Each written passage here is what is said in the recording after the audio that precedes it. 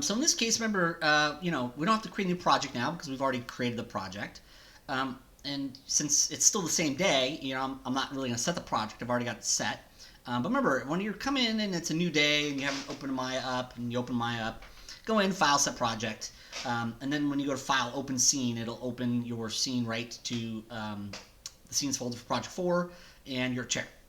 So in this case, what we want to do is we want to make the other cushion, right? So I'm going to turn Symmetry off for the moment because we don't really need that on. And I can go to Create Polygon Primitives Cube. There we go. And of course, we're going to hit R for Scale, right? And we're just going to kind of left-click drag that red axis in on the X just to scale it in a bit. Probably scale it in a little bit on the blue as well. There we go. And of course, we can hit W for move, and we can move it back, maybe up. You notice I'm not moving it on the Z-axis, though. So you're really going to only move it on the red and the green in this case. Now, usually your chairs are kind of ergonomic backs, right? So I'm going to hit E for rotate, right? Rotates right here, but E is the quick key for it. Remember, Alt-left for rotate camera, Alt-middle for move camera, Alt-right for zoom. And remember, you can even hit F, right? F for frame, right? Frame selection, and what that does is it kind of sets your camera rotate and zooms in on whatever's selected, in this case, this object. So I'm going to rotate it back on the Z-axis a little bit to give it a little bit of that kind of arch. And I can hit W and I can move it up a little bit. Maybe scale it down just a little bit there as well. There we go. Kind of get it roughly close to the size we want for that cushion. Maybe a little bit bigger. There we go. All right. So kind of making those little adjustments there. Maybe in this case I could go to object mode. Remember, hold down right mouse button, object. Always scale this one in a little bit. Oop. Make sure I'm not both selected. There we go. Or you can always make those little minor adjustments as you work. There we go. All right. So remember, hold down right mouse button. Your selection types are there. Object mode when you want to move the whole object, change the whole object. Now in this case, this cushion here is going to be the same as this one. I'm going to repeat myself. All right. So we go to multi-cut. Snap percentage size is already set to 50%, which is great. I'll set it to the middle. We can hold down Control, right, because that lets us put the edge loop in. Control Shift snaps, right? So Shift is really just adding the snap functionality to this. Control is what's allowing the edge loop to work, right? So you always have to turn multi-cut on and hold down Control, then Control Shift, and it'll snap. There we go. Puts us right in the middle. And of course, we go to Symmetry here. Left click on that triangle, World Z. There we go. You can see it's working. And of course, we maybe hit 3, right, for smooth preview. 3 for smooth preview. 1 turns it off. 3 turns it on. So 3 for smooth preview. And we go to multi-cut, and we want to put some edge loops in this way, right? So we'll hold down Control. We'll put an edge loop on this way, there, kind of one towards the bottom. And now what we want to do, maybe even one more right there. What we want to do is we want to kind of get this ergonomic shape. It's a bit boxy up here, so we'll tighten that up in a minute. But also you can see there's a little bit of ergonomics to this, right? Kind of that lumbar. So I'm going to turn multi-cut off for the moment. And remember, I can select something different, right? If I want to, I can go to, hold down right mouse button. I can go to face or edge. It's up to you. I'm going to maybe face right now. And I could always grab this face, right? Left click, or just left click on it, select it, and then W for move. So we can move this forward. Remember, you can move along just these axes if you want to, right? But this one will select both of those, right? So sometimes you might find that's a little quicker and easier to do some of the shaping you want to do. I can then hold down right mouse button and go to edge mode, right? Hold down right mouse button of the object. Move your cursor up to edge. Remember, double left click will select an edge loop. We can bring this maybe back in a little bit. Maybe bring this one up to kind of tighten that shape up there. And now you can see we can get that shape a little bit boxier. Maybe even do the same thing down here. Just kind of get that boxy shape a little bit more. There we go. Maybe E for rotate, just to rotate that a little bit. But you notice how it kind of moved some edge loops back and some faces forward a little bit, and it gives us a bit of kind of that ergonomic shape, right? So we needed to have a few edge loops in here to kind of allow us to get these shapes to be boxier, but also to effectively, get kind of a little bit of that curved lumbar support. But remember, it's really just sometimes it's just moving an edge in or out to create shape. But you notice I'm also not adding a million edge loops to this, right? One of the biggest secrets to working with Smooth Preview well is, one, eventually smooth it, right? But also keep it simple, right? Keep it simple, stupid. Basically, you don't want to add a million edge loops, right? You want to let the smooth preview add a lot of the roundness and geometry you'll need later on for you. If you keep it simple and focus on the primary forms and shapes when you're blocking this in, when you do smooth later on, you'll still have a pretty efficient mesh, a mesh that you would have pretty much put all those edge loops in manually for, right? If you add a 10,000 edge loops onto this when it's in smooth preview, when you smooth it later on, it's going to be way too dense, right? So if you really want to use smooth preview effectively, you always smooth it at some point and keep it simple, right? Don't add a million edge loops. Let the smooth preview do all the work for you. Then when you smooth it later on, you'll have a lot of, you'll have kind of a good efficient base mesh still. So I'm going to go to multi-cut one more time because I do want this to kind of be, so it's a little sharper at those corners there. So if I hold down control and put an edge loop in there, you see how that kind of just sharpens that shape up a little bit more. And you see we can cut that, kind of get that nice little extra bit of sharpness for this shape. Remember, Q is your selection tool quick key, but also it turns off whatever tool you're in. In this case, it turned multi-cut off. It's a little bit short here, so what I'll do is I'll go back to object mode, right? Remember, hold down right mouse button over an object. So if you put your cursor over the object, hold down right mouse button, not right click, hold down right mouse button, object mode. We can always hit R for scale. We can scale this out a little bit just to kind of get that back to the width we want. And then, of course, symmetry still works because this edge loop did not come off the center, right? If you ever find your edge loop coming off the center and it breaks symmetry, right? So I'm going to turn symmetry off in a moment. What can happen is you can not have it on, you could forget, and you can start to go in here and shape things a little bit, right? And what ends up happening is that all of a sudden it's not symmetrical anymore. So if I go in here to turn on World Z, you'll notice how it works on the side but not in the center, right? So you'll see it actually kind of breaks it and it doesn't symmetrically work, right? If you don't see blue as your pre-highlight, your symmetry is broken in that area. So World Z can still work, but it's not going to work on every part. One of the things we could do for that is, of course, turn that off, and we could select this whole edge loop, and we could always just kind of zero scale that, right? So if we hit R for our scale tool, in this case the Z-axis is this way, we could always kind of type in 0, and that will kind of straighten that back out, right? And then if we go to Symmetry, World Z, you'll notice it's still not working because that scaled it and flattened it, but it didn't necessarily center it to the world 0, right? So that initially is not a bad way to do that, but there is a slightly easier way to do that if you need to. This is if you did this, right? So if your guys are fine, it's okay, but just remember this, and we'll talk about this more on Project 6 as well, but sometimes you will run into this. One of the easiest ways it can be to fix it, because otherwise you have to snap each vertex to the grid, which is not that hard on this mesh, but there is kind of a cool little trick if you open this up, right? So it's kind of this, after the little pause button, there's this little bar with a triangle. If you open this up, you'll see that there's an X, Y, and Z here. Now these are absolute transforms, and so what they're effectively going to do for us, if I type in 0 for the Z, that's going to not only flatten that to the 0, but it's actually going to set it to the 0. So now if I go back to World Z, everything works great, right? So if you do have that when you're using the world stuff, that's something that could be useful. There are a couple of other ways to do that, but they'll become more useful in the character, and we'll talk about those later on in the character. But if you ever need to kind of flatten that center edge loop back to the 0 of the world because it got off, open this guy up right here, right? And you can type in 0 for these axes and whatever axis you want to do, in this case Z. It'll flatten it and move it to the 0. And as long as everything else was fine, your symmetry will work again. Otherwise, you'd have to kind of flatten that, delete half, mirror it over, which is not that hard, but you know, symmetry is pretty cool in mine, but it can occasionally break or you forget to turn it on. So I figured that'd be a good kind of neat little thing to kind of talk about just in case you guys need it. Up to this point, we probably haven't run into it that much, but as we start to build slightly more complicated models, you start to run into it a little more. So kind of this is when I start to talk about it a bit more. So good, and that's the cushion. And now what we want to do is we really want to build the armrests here. Now in this case, I don't need symmetry on because I'm going to build one and then mirror it over. So I'll turn symmetry off.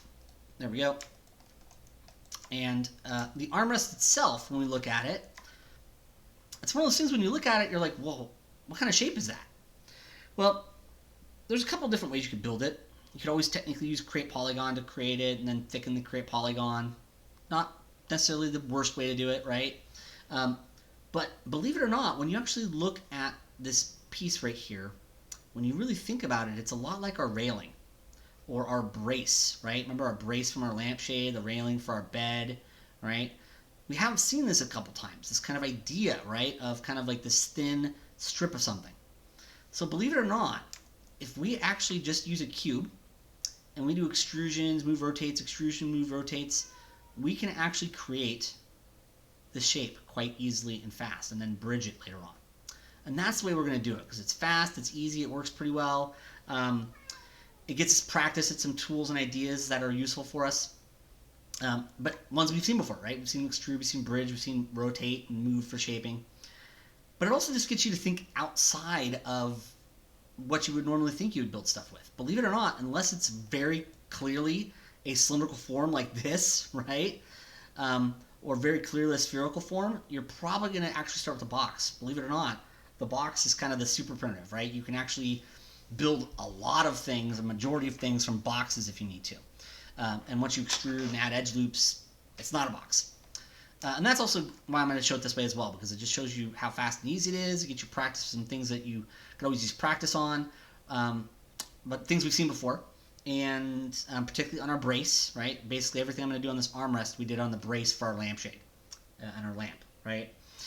And that's one of the things you started noticing is I'm using a lot of the same tools again and again, and we're just putting them in different contexts to see how robust they are, how many different ways you can use them. So I'm going to go to create Polygon Primitives cube.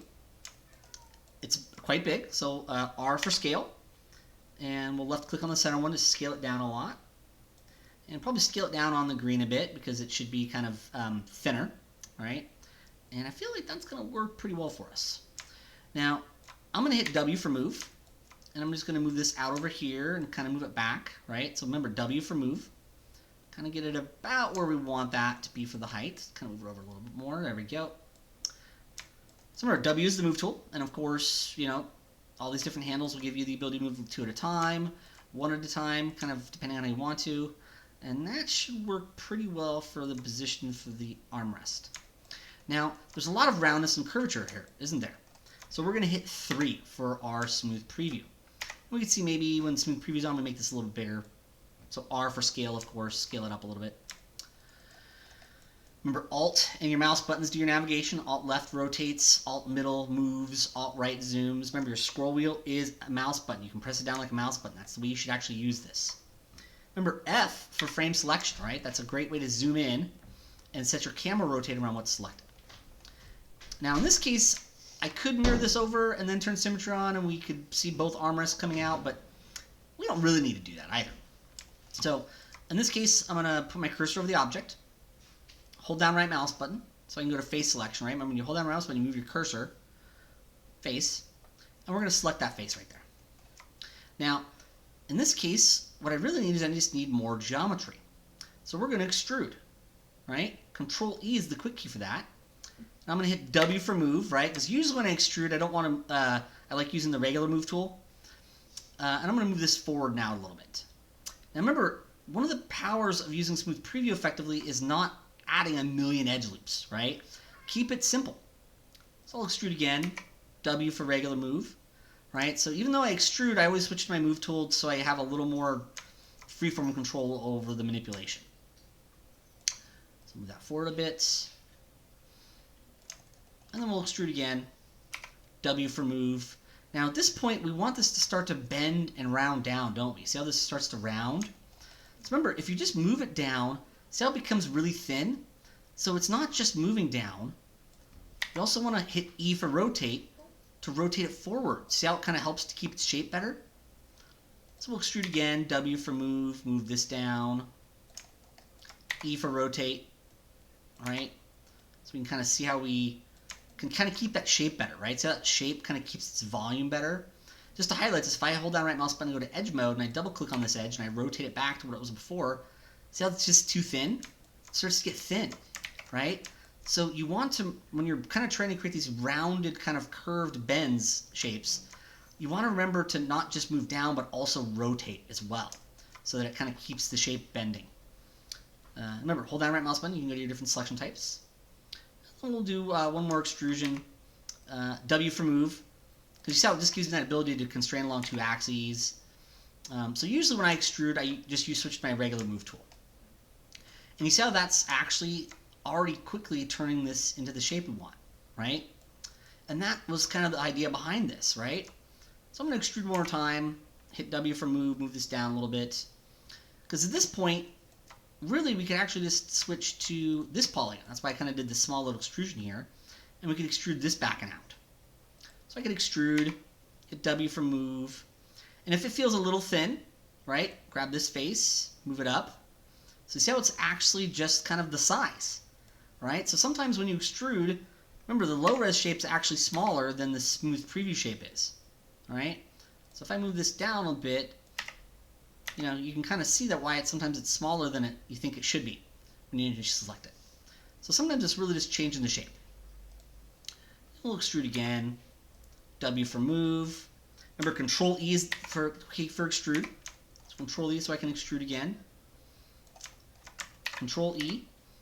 And in this case, we probably want to go to maybe about there. Hit E for rotate to start to rotate a little bit. Control E. You can move this up to start to get that bend. E for rotate, right? Remember, Control E is for extrusion, just E is your rotate. Remember, you want to make sure as you're extruding this to move and rotate up so that you kind of get this bend, right? So remember, part of this was not just moving it, but also rotating it to get that bend shape. And I'll extrude again, move this up, rotate it to kind of get that shape a bit straighter there. Control E for extrude, and we can move this back up there as well.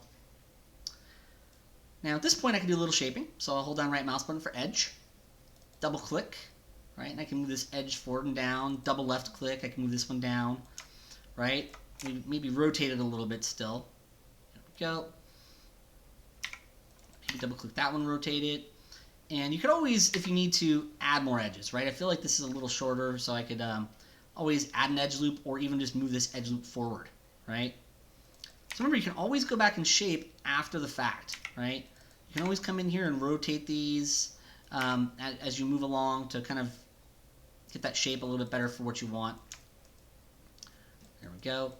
I feel like it should be a little thicker here, so I can always grab these faces and move them back a little bit, right? There we go. Something like that. But remember, it's important that you see that you can build all this with just extruding polygons. But as you move downward to create a bend, it should move and rotate to kind of keep that bend, right? So you can see that shape looks like it's kind of following that actual shape properly. And you also can notice that you can come back in here and shape at any time, right? You feel like something's a little too thin, select some of those faces, move them up, move them down, right? So remember, just select what you want to move it. And that will help to get you shape. Now in this case, I do want to kind of bridge this together. So what we can do is we can select these 2 faces, right? Now remember, these are opposite. They're different selection groups, right? They're not touching.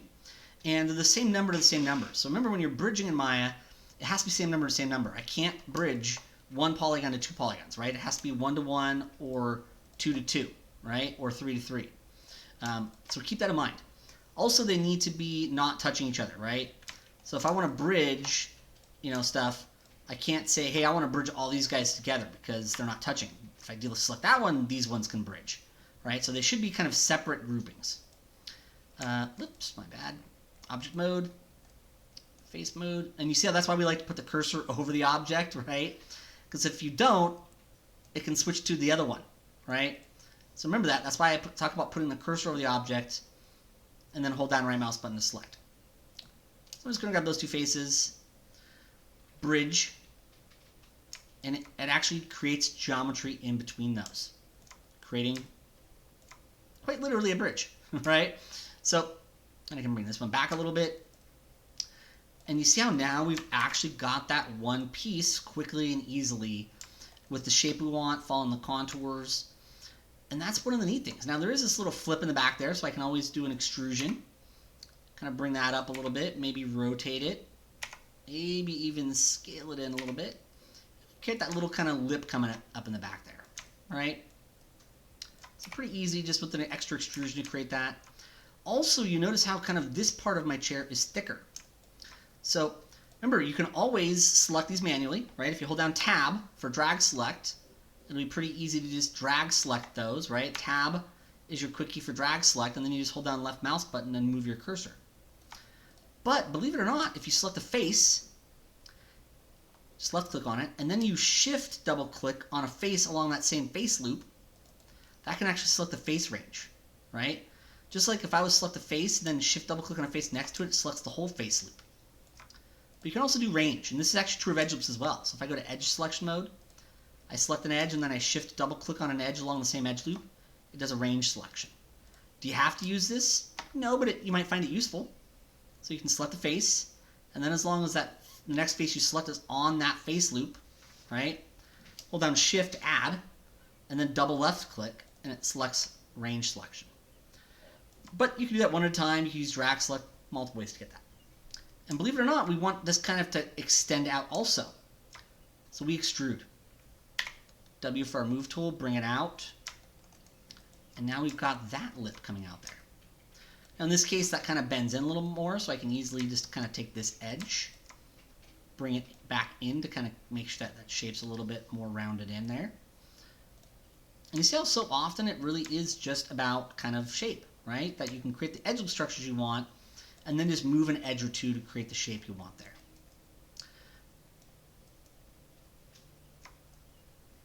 And there we go. And the only thing we'd really want to probably do with this one is maybe tighten up the shapes a little bit. See how they need to be a little squarer. So I can go to multi-cut. And I can put an edge loop through here and then through there, just kind of tighten that up. Same thing here, kind of put an edge loop through there and there to kind of tighten those shapes up a bit. And then maybe even kind of one more there. And you see how this just gets a kind of slightly kind of box here shape while still having that kind of roundness for us. So keep that in mind as you kind of work on these things. There we go. Oh. And I can always grab that edge loop and still kind of bring it back out, right? Can always keep adjusting that shape as need be. But there you go. In this case, it might be a little fat, so I can always scale it in a little bit on the blue. But really, stuff we've done before, right? This is things we've done before. We've put edge loops in close to corners to kind of make that shape a bit square. You know, it's kind of got that bevel to it, but it's kind of a harsher bevel. And this was just a lot of extruding and bridging and a little bit of shaping. Remember, rotation's part of that shaping often too. Now in this case, I want to kind of get this mirrored over to the other side. So remember, to mirror this properly, the center of this object is here. We want it to be on the center of the world. So remember, in Modeling Toolkit, there is this area called Edit Pivot. There are quickies for it. Insert turns it off and on, right? It's a toggle. But you can actually hold down D, and as long as you hold down D, it lets you edit pivot. But it's also a button. This lets you move your pivot wherever you want to, right? Remember how we saw this on the clock? We saw it on our lamp, stuff like that, right? So in this case, though, but I want it to be exactly in the world. So what we can do is we can go to Snap to Grid, right? We have these magnets up here. We've seen Snap to Curve for our bi-rail, exercise 1. We saw a bit of Snap to Vertex on our clock, but also our desk. We'll see Make Live later on for doing a little bit of clothing for our troll, Project 6. But we've actually even seen sometimes on our lamp in particular, Snap to Grid, that very first magnet, Snap to Grid. What that does is when I left click drag on that handle, you see how it's letting us edit pivot still, but it's also snapping to the grid, right? So that's snapping it to the zero of the world on this axis. So we turn edit pivot off, and now it won't let us edit pivot, and we can turn snap to grid off. And what we can do is instead of using things like edit duplicate special, which we'll definitely see again for our wheels and our fan blade, so we will actually see that twice on this project. But in this case, I don't really need to duplicate special. I just want to mirror it. But it does mirror based off of the center of the object, which was over here, and now it's here. So that's what's cool about edit pivot, is it lets us kind of change the center of the object to somewhere different. So now we go mesh, mirror, options box for mirror. I usually like to make sure cut geometries off because I've found it can do weird stuff, particularly with like This it should be too much of a problem with, but sometimes it'll kind of try to merge vertices together or cut in weird ways. I'm just not that big a fan of cut geometry, so I usually turn it off. Usually default copy's on, and usually default world axis is on. And usually offset 0 is set to default, so it'll offset from the 0 of the world. So now what we do is we just pick the axis we want to mirror. In this case, this axis, right? And that's the blue, which is your Z. Now, it's okay for us to combine with the original, so there'll be one object. So we can leave that on. And we hit mirror. And there are armrests as one object. Now, what's really cool is since they're one object, perfectly mirrored over, if you go to Symmetry and you turn on World Z, you'll notice your symmetry fully works, and I can do modeling here that will fully translate to the other one. I can go in here and add loops. I can extrude. So symmetry is cool that way, right? And in particular, you'll notice there is a topology symmetry. We're going to talk about that more when we get to our character. But topology can't do that, right? Topology in this case wouldn't be able to do symmetry on these since even though they're one object, they're not touching, right? Topology does come with its own benefits, and we'll talk about that more on later projects. World, sometimes you guys might notice as you build more complicated models, one side will get a little lazy compared to the other side, and its shape will drift a little bit, sometimes imperceptibly, and then the symmetry doesn't work in that area, and World has a conniption with that, whereas topology doesn't. But we'll talk about topology a lot more later on, particularly on Project 6. So that's a great place to stop, because that gives us kind of the whole upper part of the chair. And then we can do our next couple of lectures for our next class sessions on kind of the undercarriage and the wheels and all that stuff. All right, so that'll be a great place to stop the recording.